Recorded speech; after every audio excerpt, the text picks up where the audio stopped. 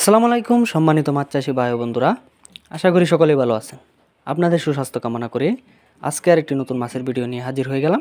তো ভিউয়ার্স, আপনারা অনেকে আমার চ্যানেলে নতুন, আশা করি আমার চ্যানেলটি সাবস্ক্রাইব করে বেল আইকনটি অন করে দিবেন, যাতে পরবর্তী নিত্য নতুন ভিডিও আসার সাথে সাথে আপনারা দেখতে পারেন এবং কিছু গুরুত্বপূর্ণ কথা জানতে পারেন।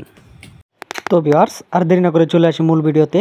তো আপনারা স্ক্রিনে যে মাছের ভিডিওটা লক্ষ্য করছেন, এটি হলো অরিজিনাল থাই পাঙ্গাস মাছের পোনা।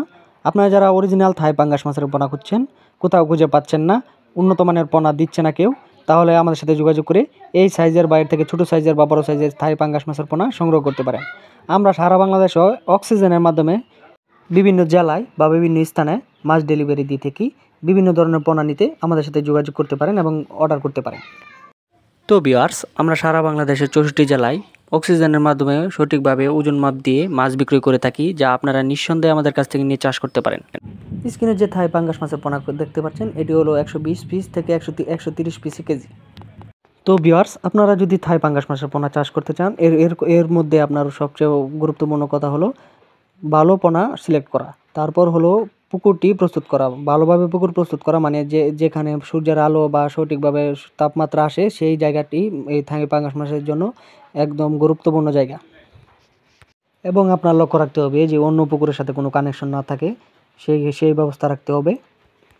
তো ভিউয়ার্স, পুকুর প্রস্তুতের ক্ষেত্রে আপনার পানির ব্যবস্থা রাখতে হবে। পানিটি যদি পুরাতন হয়ে থাকে, তাহলে আপনি পুরাতন মানে সেচের মাধ্যমে পানি সেচে তারপর আবার নতুন পানি দিয়ে এই পাঙ্গাস মাছ ছাড়তে হবে।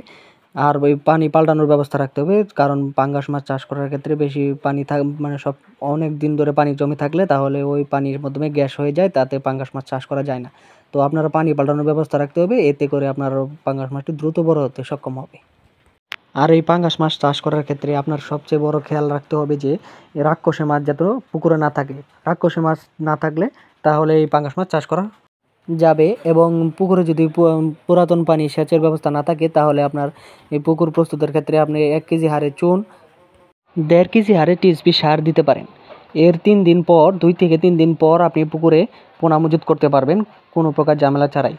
এতে বিষমুক্ত থাকে পুকুরটি। তবে অনেক চাষিরা আছেন, বিশেষ করে নতুন চাষিরা অধিক ঘনত্বে শতক প্রতি মাছ চাষ করে থাকেন। এতে আপনার মাছের গ্রোথ আসে কম আর বাজারজাত করতে সময় লাগে খুব বেশি। তো এক্ষেত্রে আপনার মাছ চলাচলের জায়গা থাকে না, এই জন্য মাছ বড় হতে খুব বেশি সময় লাগে।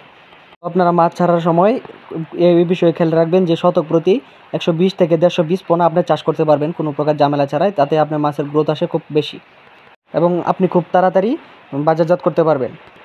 তো ভিউয়ার্স, আর দেরি না করে চলে আসুন আমাদের দেওয়া ঠিকানায়। আমাদের ঠিকানা ময়মনসিংহ ত্রিশাল। ভিডিও স্ক্রিনে দেওয়া নাম্বার আছে বা ভিডিও ডিসক্রিপশনে দেওয়া নাম্বার আছে, যোগাযোগ করে এই মাছ সংগ্রহ করতে পারেন বা বিভিন্ন মাছ সম্পর্কে মতামত জানতে পারেন। ভিডিওটি দেখার জন্য ধন্যবাদ।